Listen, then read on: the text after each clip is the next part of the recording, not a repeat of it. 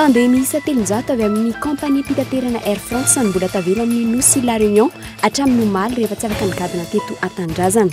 Tsy mbola isy ny marimaritra iraisana teo amin'ireo mpiasan'ny Air Madagascar sy ny filakevim-pitantanana. Itony fihetsiketsehana ary tsy hijanonao mihitsy raha tsy miala ao anatin'ny lisitra be Madagascar. Lazandroany ny filohan'ny antoko avany Dr Jean-Louis Robinson fa miombon-kevitra amin'ilay tolo-dalàna momba ny fitsinjaram-pahefana natolotry ny vondrona politika malagasy miara-miainga. Potika Antananarivo raha tsy notsoan'ny gouvernemanta teny amin'ny antenimera-pirenena ireo andinin-dalàna amin'ny ireo toerana manana sata manokana tahaka an'Antananarivo. Olom-boafidy avokoa no tokony hitondra ny fiadinan'ny tanàna manakaiky vahoaka raha ny nambarany. Tapitra ao Malarivo ilay 27 ora fepotona napetraky ny SCA na Société Civile en Action izay nomena fitondram-panjakana amalina ny fangatana izy ireo. Tsy nampiova ny fanapa-kevitra ny ministera nefa fihetsiketsehana nataon'ireo mpampianatra fram teo alohan'ny ministera nandritry ny 3 andro izay. Any ivelany, niasa avy hatrany ny gouvernemanta vaovao frantsay maran'io 4 lehilahy ary valany koa ny vehivavy mandrafitra izany. Fanendrena mifanaraka ny politika mpanjakana saingy tsy akasitrany antoko sosialista. Etsy ankilany, ny 900 n'ireo frantsay no mahita fa tsy mahomby io gouvernemanta vaovao io. Ny andindinin'izay avy hatrany.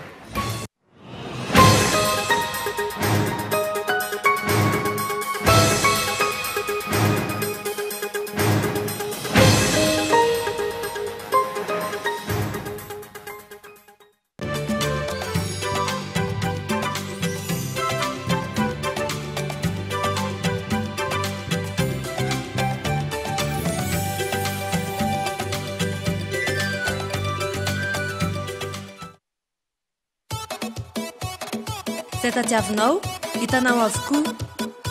Premier choix, première qualité, TV LED, marque originale, subwoofer, synthétiseur, lecteur, sonorisation. Hitanao any magasin Baolay. Baolay ny tsara trano.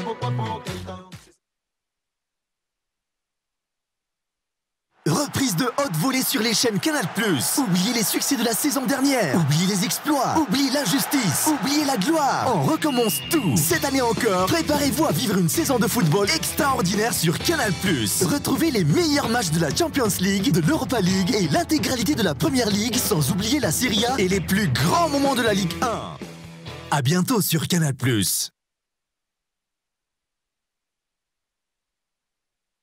THB dia manolotra ho antsika THB Tourmajunga vacances efatra ambin'ny folo sy roa arivo ny 27 sy 30 aogositra eo am-po hitantsika amin'izany isan'andro manomboka amin'ny 10 ora sasany animation podium miaraka amin'ny foyer ary ny tontolo andro kosa fort économique de Boeing izoma renconcours misy THB vacances iso soratana anarana alefaso ny SMS amin'ny 032 28 085 84 033 76 909 47 034 81 451 19 hatramin'ny 27 août voafetra ny toera avy eo segoavana miaraka amin'ny Stéphanie sabotsy kosa fampisehoana miaraka amin'ny Liana aran discothèque géante mandra-parain'ny andro miaraka amin'ny DJ Dexta sy DJ Nicky Limano miaraka misy kosa dia efa eo ireo stand THB tsy misy vidim-pidirana.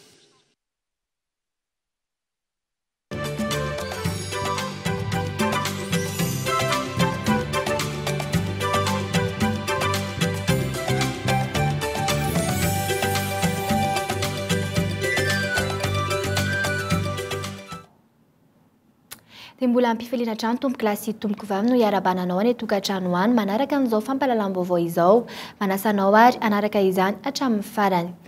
Tsy afaka miditra eto Madagasikara ireo sidina avy any Europe mbola tavela ao amin'ny nosy La Réunion ny sida avy any amin'ny compagnie mpitaterana Air France raha toa tsy afaka nigadona teto an-tanindrazana omaly alina.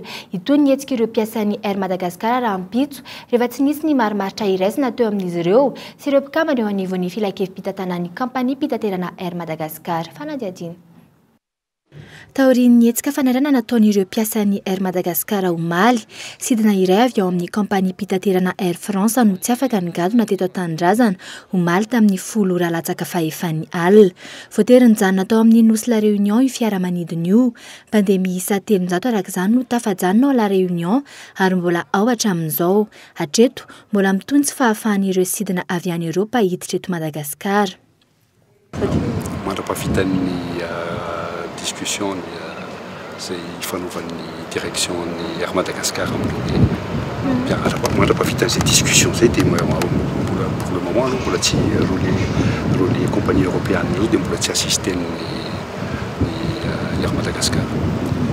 Mbola nanohy nietsika kosa ireo mpiasan'ny Air Madagascar androany, nisy ny fivoriana teo amin'izy ireo sy ireo mpikambana ao anatin'ny filakevim-pitantanan'ny orinasa, fivoriana naharitra adiny 2 izay tsy azo ny mpanao gazety natrehana. Mbola nifampidinika tamin'ny mpiara-miasan'ny Air Madagascar moa zany zay satria eno ny atahitan'ny zareo. Ny tena votoatin'ilay izy moa zany dia hoe mitondra ny zay veriny alaolana amin'ny tokony ialana amin'ny anexa be ny mpiasa amin'ny Air Madagascar. Dia nanomboka ny fampiresaka zay androany après-midi tsy mbola nisy zany hatreto aloha ny hoe zavatra satria firesahan'ny mpitantara sy ny mpiasa izy io dia samy mifampidinika dia samy mifamin'ny fotoana indray fa mbola iona rehefa avy miresaka zareo pitso. Zay zany Arak'izany tsy mbola nisy ny vahaolana niraisina teo amin'ny rotonta ary mbola isy ny fivoriana izay atao amin'ny fotoana tsy voafaritra. Manoloan'izany nanambara ireo mpiasa fa mbola itony fihetsiketsehana ary tsy hijanona mihitsy raha toa ka tsy miala ao anatin'ny lisitra be i Madagasikara. Mitentina $100 nitrosan'ny orinasa Air Madagascar noho izay fidiran'ny Air Mad ao anatin'ny lisitra be izay. Fampitohitolona zany zay zany. Tsy nisy vokany hatreto ny fiampirahana nataon'ny Air France, efa nitondra manutentionnaire izy ireo hiasa eto Madagasikara mba ahafahan'ny fiaramanidina nipetraka tao amin'ny seram-piaramanidina Ivato. Isan'ireo feo nandeha ihany koa androany ny fanomezana fahazon-dalana manokana ny fiaramanidina mampitohy Antananarivo sy Bangkok ho an'ny La Réunion. Mangataka ny ampitsarana ny hetsika sy ny fampiatoana ny fandrarana ny fidiran'ny sidina avy any Europa, ny talen'ny orinasa Air Madagascar. Efa tonga teny anterona ihany koa maliala ny talen'ny kabinetra ny ministera ny fitaterana nangataka marimaritra iraisana tsy nahitambokana nefa izany rehetra izany. Miombon-kevitra amin'ny tolo-dalàna momba ny fitsaram-pahefanana tolotry ny VPM malagasy miara-miainga ny antoko avana. Nilaza androany ny filohan'ny antoko Jean-Louis Robinson fa tokony ho fidim-bahoaka avokoa ireo hitondra ny vondrom-bahoaparitra itsinjaram-pahefana. Fanazina rahantsika amin'ny Andriana Rajonson.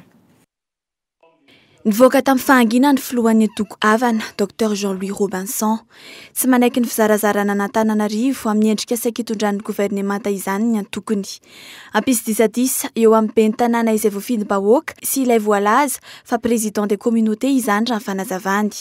Potika tanteraka Antananarivo raha tsontsoahan'ny gouvernemanta teny amin'ny anteny miram-pirenena ireo andinin-dalana ampifehy ireo toerana manana sata manokana tahaka n'Antananarivo. Ohatran'ny fahitako azy ny sosikevitra naroson'ny présidentny ajo zany momba ny décentralisation zay magnano zay no ohatran'ny hoe to fahitako azy mety edy. Zany manohana ny hevitry ajo raha toa ka averinodiniana noho izany ny fitsinjaram-pahefana any amin'ireo toerana manana sata manokana, mangataka ny antokony Robinson na averina resahana andatabatra na avetrany dia volavolan-dalam-panitsina natolotry ny VPM malagasy miara-miainga no aroso eny amin'ny anteny miram-pirenena. Raha tsy ahivina, ilaina ny fizarazarana fahefana isaky ny boriboritany fa tokony ho voafidim-bahoaka izany raha ny ao anatin'ilay amendement. Mizara boriboritany ny boriboritany eniny eto Antananarivo aloha mandrapahita izay any aoriana any ary dia ny tatana ny boriboritany io dia misy mpanolotsaina ao vidim-bahoaka zany. Dia ireo mpanolotsaina ireo no mifidy ny lehibe ny arrondissement, lehibe ny boriboritany zany.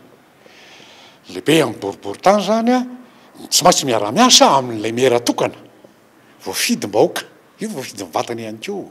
Amin'izay fotoan'izay mantsy ny fahefana dia tsy afaka hiteny mihitsy ilay meran'ny firaisana voalohany amin'izay fotoan'izay na lehibe amin'ny boriboritany amin'ny firaisana voalohany hoe hihoatra ny fahefana izay tokony honanany. Raha oharina amin'ilay tonga dia fidin'ny vahoaka amin'ny vatana dia ilay meran'ny commune urbaine Antananarivo zany na ny commune renivohitra Antananarivo manana fahefana bebe kokoa iny no ilay mera satria ny ankiray voafidim-bahoaka amin'ny vatana ary retsy ilay sisa ilay enina dia ny fidin'ny ireo le mpanolotsaina ny tanàna. Tsy nahazombaly teny hatreto ny safidy ho raisin'ny governemanta momba ireo manana sata manokana ireo amin'ny fivoriana ara-potoana ny antenimieram-pirenena no mety ho fantatra ny toy ny tirara ity. Ny korontana ireo mpikambana ao amin'ny birao mpifidianana tany amin'ny distrikan'ny Belo-sur-Tsirbihina omaly raha R2 no ny fanarahan'izy ireo tamin'ny komity mpikarakara, R1 isan'olona kosa no nomena ireto olona ireto rehefa vita ny fiofanana nomena azy ireo. Toe-javatra izay mety isy fiatraikany amin'ny fifidianana any an-toerana. Erinirina Rabary. 2 andro mialona anaovana ny fifidianana solombavam-bahoaka any amin'ireo distrika 4. Ny korontana ireo mpikambana ao amin'ny birao mpifidianana tany amin'ity distrikan'ny Belo-sur-Tsirbihina noho ny fifandosoana teo amin'ny tambokaraman'ny fanarahana tamin'ny komity mpikarakara ny fifidianana taorian'ny fanofanana nomena azy ireo. Nanambana ny tsy karakara ny fifidianana izy ireo noho izany. Misy lesika bavata agnato mikasiky formation fifidiana eto a Belo-Tsirbi. Izay fiodinany ampahany fifidianana solombavam-bahoaka zany faharoa.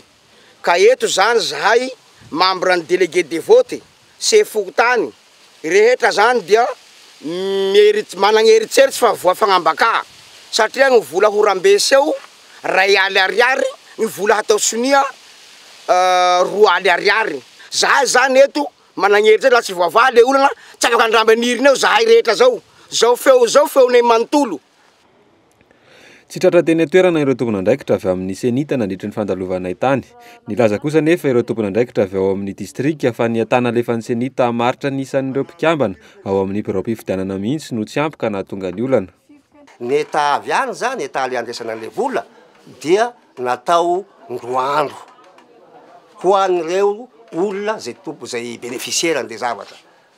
Ka zay zavatra zay nefa fanantsoina le olona tsy ireo olona reo ihany fa olona folo moa zany izy raha tena jerena zany 5 ny tena titulaire tao de 5 manampy azy areo de nandray fiofanana mitovy am'le 5 ka nozaraina roa zany le vola tokony ho azon'le 5 reo satria misy 5 hafa koa zay nanao fiofanana miaraka am'ireo ka zay nampiasan'le olana fa raha ny vaovao nomen'ireo tompon'andraikitra ao amin'ny distrikany Belo-Tsirbihina ireo misedra olana toy izany avokoa ireo distrika 3 hafa tsy maintsy amerenana ny fifidianana solombavam-bahoaka. Andrasana ny fepetra ho raisin'ny senita sy ny fitondrana mikasika ity olana ity mba hampirindra ny fifidianana. Tsy androso mihitsy ny fampiavana pirenena raha tsy miavana aloha ireo mpampiavana. Raha nitatitry ny filan-kevitry ny fampiavanana malagasy, ireto farany izay milaza fa izy ireo ihany no manana ny herijika rehetra hitarihana izany fampiavanana izany.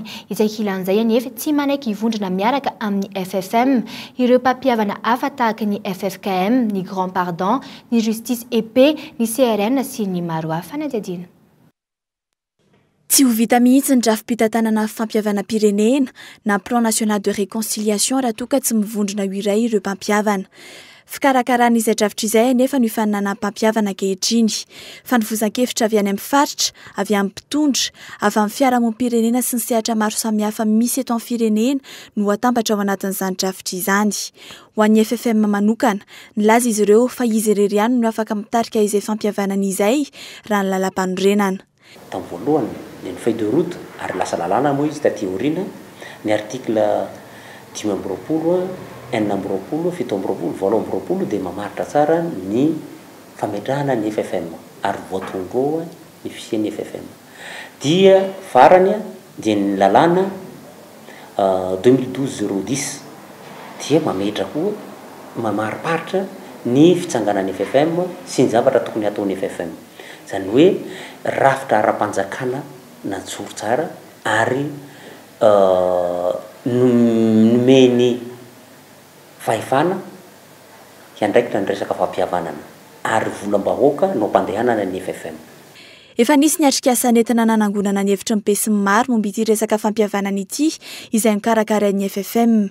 Ny ato zany noho ny tsy fahampiana ara-bola raha fanazavana. Ankehitriny tafiditra ao anatin'ny lalàna ampifeny teti-bola-panjakana izay nasiam-panitsiana ny taona 2024 ny vola mampiodina ity rafitra ity. Izakilan'izay anefa tsy manaiky hitambatra amin'ny FFM ireo rafitra hafa milaza ho mpampiavana. Alohan'ny fiangonana no hitarika an'ilay izy.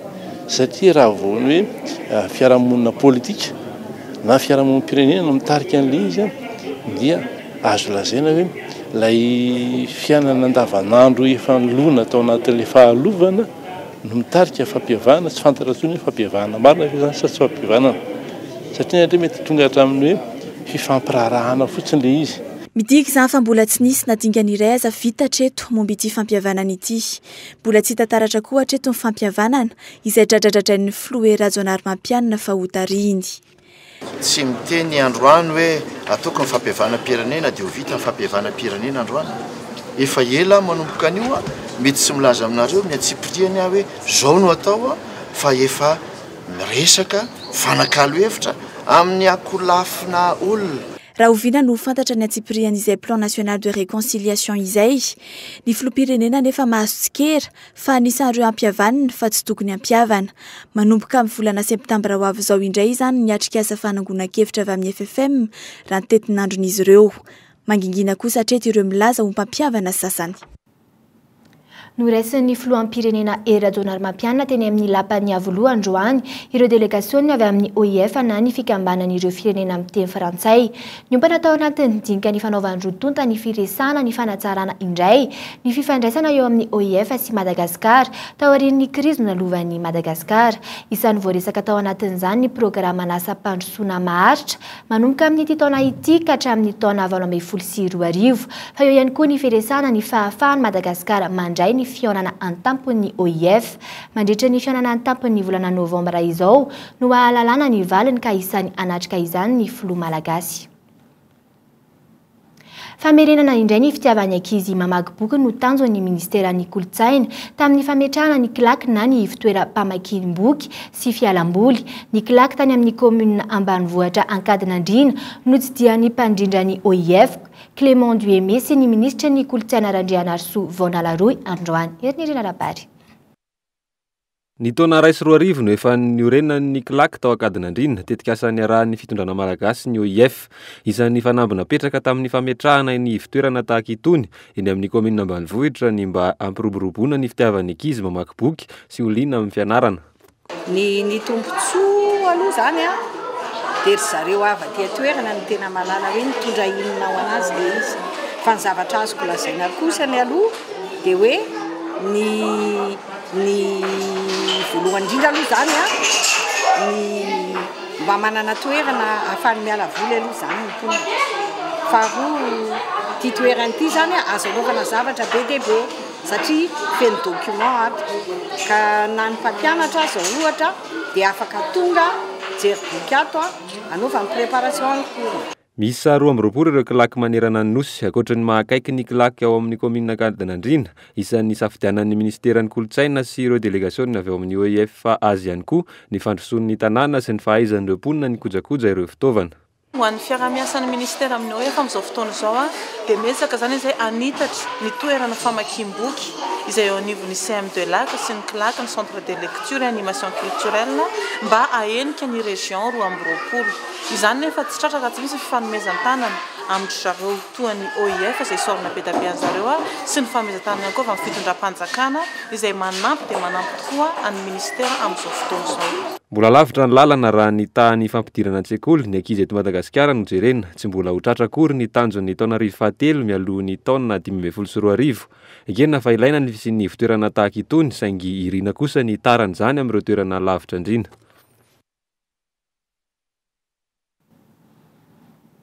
Manaiky ireo tompony andraikitra ambony eo anivon'ny gouvernemanta fa misy ny fisarasarana eo amin'ireo mpitsara sy ireo mpisolo vavy eto Madagasikara.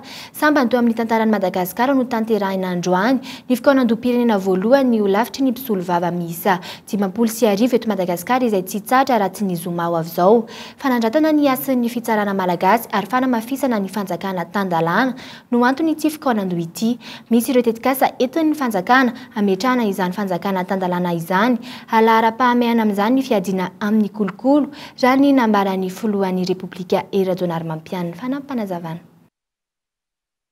Fametrahana fitondram-panjakana tandalana nge dia ny famerenana indray ny ason'ny fitondram-panjakana ary famerenana indray ao amin'ny sain'ny rehetra fa dia misy lalàna eo amin'ny firenena tokony ajaina ny lalàna eo ambany lalàna daholo ny rehetra na mpitondry izy na vahoaka entiny izy na izy na iza zay le izy zay famerenana n'izay fitondrana tandalana zay nefa veritry foana fa zay ny fototra azahotsika mamerina fandripahalemana sy mametraka fandripahalemana maharitra mametraka zay rafi-pitsarana tsy mitanila ary mametraka ihany koa indrindrindrindra ary zay nefa voisiko ary enareo tamin'ny kabary rehetra zay nandalo teo le ady amin'ny io resaka kolokolo io.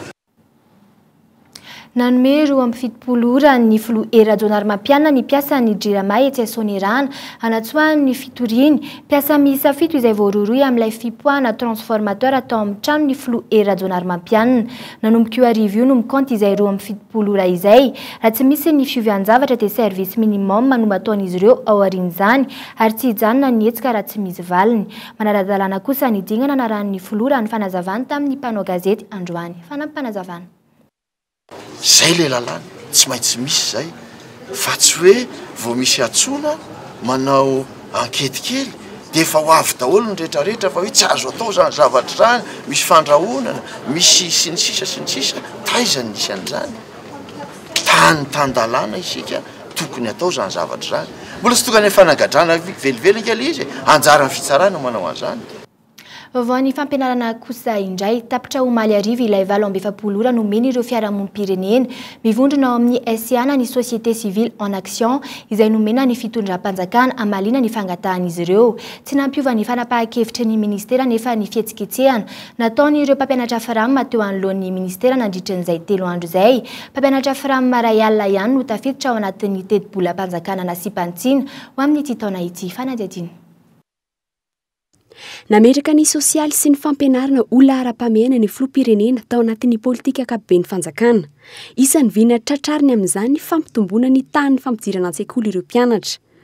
Tsy mbola nizotra makany amin'ny fanatanterahana izany tanjona izany nefa isika raha ny zava-misy ankehitriny. Manoloana ny vola alohany amin'ny EPP amin'ny fampidirana mpianatra eny amin'ny EPP sy ny fandoavana ny karaman'ireo mpampianatra firama. Firifiry amin'ireo ray aman-dreny no voatery hanala ny zanany an-tsekoly noho ny tsy fisian'ny hoenti-manana. Miziriziry amin'ny heviny ministera iray alina amin'ireo mpampianatra firama misy 5,7 alina ihany no raisina aloha. Ireo mpampianatra mpiasam-panjakana am-perinasa nefa tsy maharaka ny filana. Raha isaky ny EPP ihany no mpampianatra mpiasam-panjakana. Izay no manamafy ary manambara fa ny fanjakana amin'ny alalan'ny ministera ny fanabezam-pirenena dia mialatsiny amin'ilay fitenenana ohatra hoe manao be marenina tsy miraharaha ny fiainam-bahoaka. Olona akaiky ny filoham-pirenena ny ministra ny fanabeazam-pirenena raha ny lojika tokony tsy anipaka amin'ny politika amin'ny fitondranana ny paikadin'ny ministera. Ny teti-bola-panjakana ve no tsy ampy sa amehana ny fandrafetana azy ka tsy voatsikajy ao anatin'ny fampidirana ireo mpampianatra firama rehetra ho mpiasam-panjakana. Amiko koa zany tonga dia laviko hoe tsy fisim-bola be dia be ireo volam-panjakana izay tokony hoahena ny carburant ny resaka tikian'ireo ministra ny krediana telefona afaka anakaramana andreo firamindreo vahaolana zany ny tetavina dia ny hoe misy ny vahaolana vola misy fa ny fomba fitantanana azy ny tsy mety ka izay ny zavatra tokony hoahitsy mitohy hatrany ny hetsika ataon'ireo mpampianatra firama eo anoloan'ny ministera ny fanabeazam-pirenena tonga nanatevin-darana azy ireo hatramin'ny alatsinainy teo ireo ray aman-dreniny mpianatra. Lehilahy iray no naratra vokatra ny fipoahan'ny gazy tao amin'ny mpivarotra hani-masaka ao amin'izay maika omaly maraina. Gazy ratsity ny fanehatra tamin'ny afo no voalaza fa nahatonga ny fipoahana.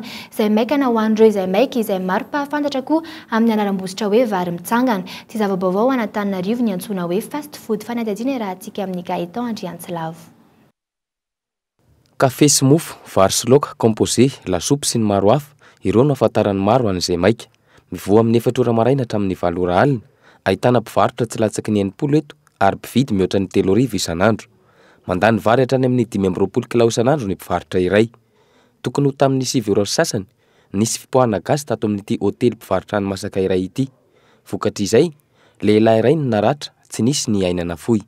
Dia mividy an'ilay teny amangazay zay. Dia rehefa vita teny amangazay dia ngamba dia tandera no mamototra. Le gazy no voaka. Le gazy voaka no nazo afo. Raha ny fanazavana azo, ity hôtely ity ihany no anitokana mampiasa gazy amin'ireo trano eva misa 80 ao amin'ity izay maika ity. Charbon avokoa no ampiasain'ireo mpivarotra 750 ambiny. Na izany aza, nisy fepetrany raisina tsy hiverena ny zavatra toy izao intsony. Dia mijery ny branchement rehetrarehetra izay tokony hoe hitsangan'izay lozy zay raha ohatra ka sendra misy fandraisany dia na atao miatakataka ny afo satria resaka gazy zany sy tia afo dia napetaka tany satria sady mampiasa saribao izy mampiasa gazy dia natao fanalavina misy ireo toeran'ireo. Tsy mifidy saranga ny olona ny eto amin'izay maika na mpiasa birao na mpiasa tsotra na mpivarotra sy ny maro hafa eny fa na dia ny mpitondra fiangonana azy mandalo misakafo eto daholo.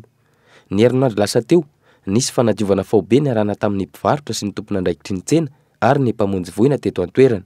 Tanjona tamin'izany ny fitandroana ny fahadiovana amin'ny mahatoerana fivarotana hani-masaka azy. Manana vahiny ny fampahalalam-baovao amin'ity hariva ity. Andriamatoa Lalaina Ramamontsy tompona andraikitra arabaritra eo anivon'ny orinasa Seimad izay mankalaza ny fahadimapolo taonan'izy ireo amin'ity taona ity. Miarabanao dia tonga soa eto amin'ny fampahalalam-baovao ny kolo. Miarabanao misy elahy dia miarabe anko an'ireo mpijery ny fahitalavitra Kolo TV amin'izao fotoana izao. Afaka mba azavazavainao aminay raha hoe inona no atao hoe Seimad? Ny Seimad dia amin'ny teny vahiny société anonyme izay ny 750 ny mipetrabola dia any fanjakana. Izy io dia niforona tamin'ny taona 429 ary tamin'ny alarany fikambanany ny orinasa anankiroa ampanjakana ihany koa dia ny SIM izay misahana manokana momba ny trano sy ny Sermad izay misahana manokana momba ny tany. Amin'izay hoe mankalaza ny fahadimapolo taonanareo izay nareo amin'ity taona ity, inona ny zava-bita nandritran'izay hoe 10 taona izay? Ny Seimad dia fantatra manokana tamin'ny fanamboarana ny cité. Raha ho Antananarivo manokana ohatra ny cité 67 hectares be filoha, izy io zany ny asan'ny Seimad dia manerana ny Madagasikara. Izany hoe mahatratratra any amin'ny iray alina ny isan'ny olona tokantrano zany nomeny Seimad trano. Izay zany mikasika ny Seimad. Dia ny ankoatr'izay moa zany izay zava-bita izay maro ihany koa ny ahafantarana anazy zany eo amin'ny resaka fanaovana étude ny travaux sy ny sisa. Izay zany ny mombamomba ny Seimad amin'ny ankapobeny. Inona kosa raha ny hoe tetikasa mety hoe ataonareo amin'ny hoan'ny 10 taona manaraka? Ny 10 taona aloha zany dia hotokananay manokana amin'ny fahavitany Seimad trano amin'izao fotoana izao izay famatsiam-bola amin'ny ampahambezaka avy amin'ny fanjakana dia mahatratratra any amin'ny 4,000 tapitrisa any hoany zany. Izy io ary nanomboka tamin'ny volana novambra 2012 nanovana anazy hotokanana amin'ny 7 ny volana août ho avy izao zany io trano Seimad vaovao io. Manarak'izany ihany koa dia ny Seimad dia manana tetikasa maro izay efa andalam-panatanterahana zao dia 69 appartements ataony amin'ny 67 hectares. Mitohy ihany koa zany misokatra koa izay amin'ny resaka espace bureau sy ny espace commercial ary anatin'ny fotoana anatin'ny 3 na 4 taona eo zany dia manana tetikasa ngezabe ny Seimad eo amin'ny sehatra ny trano izay fanaovana trano eto Antananarivo eny Betsairaina any Anosiala miditra hatrany Antsiranana sy Toamasina zany. Eny ary misaotra anao no vahiny teto amin'ny fampahalalam-baovao tamin'ity hariva ity ary. Misaotra indrindra tompoko. Anohizantsika kosa ny fampahalalam-baovao amin'ity hariva ity. Hitalakotrokotroka tokoa ny seho karakarain'ny eto studio ny alahady faraka amin'ny 3 aogositra ho avy izao. Mariana fatafiditra ao anatin'ny fankalazana ny 10 taona n'ity trano-pamokarana ity etsika ity izay nampitondrana ny lohateny hoe manomboka eto amin'izay fety mbola tsy fahita mihitsy. Fanadetiny. Nampiantso mpanao gazety io maraina io ny mpikarakara entina nanazavana amin'ny mpakafy fa seo tsy mbola fahita teto Madagasikara ny zavatra hitranga etsy amin'ny Coliseum Matsunjombe. Niezahana ho zavatra mbola tsy fahita mihitsy, izany hoe tena maha tsy fahita azy dia nitambatra daholo ny film eny an-tsehatra, ny hira eny an-tsehatra, ny fiantanam-po rehetrarehetra izay tadiavinao rehetrarehetra, ny émotion rehetrarehetra zany ho hita ao anatin'io daholo, natambatra anatina fampisehoana iray. Araka izany, maro dia maro ireo mpanakanto-pihira, mpanao atsikana sy mpilalao sarimihetsika ho tonga ary anafana ny lanonana. Ohatra amin'izany David, Lola, Firmin, Poupy, Band Cyril, Rajao Siraly, Dondola, Nyainga sy ny sisa maro tsy voatanisa. Isan'ny artista dia 7 zany hoe raha ny amin'ny afisy zany dia misy artista fananina tsy apoitra mihitsy satria surprise no tanjona amin'ilay izy. Hita ao avokoa izany ny karazana gadona rehetra mampiavaka ny eto Madagasikara. Mariana ny koa fa noho ny fisiany itony antsoina hoe horonan-tsary an-tsehatra itony no anisany ampiavaka ity etsika ity ka izay hira mampalaza ireo mpanakanto nasaina no entina andravahana io horonan-tsary io.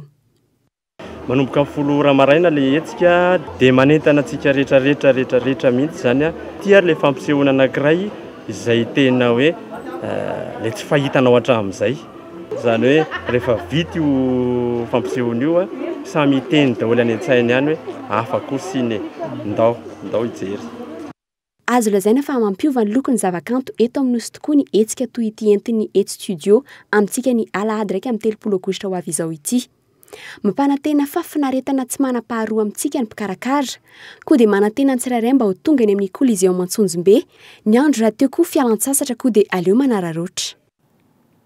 Vaovao ny fanatanjahantena kosa indray eo amin'ny taranja handball tsy mijanona eto Analamanga ny fifantsanana ny tompon-daka fa miparitaka manerana ny faritra eo amin'ny fiadina ny tompony ny amboarana Analamanga. Ny tena mampiavaka ny lalao dia tsy mahintsy miatrika lalao mandroso sy miverina ireo mpifaninana rehetra. Fanadidina.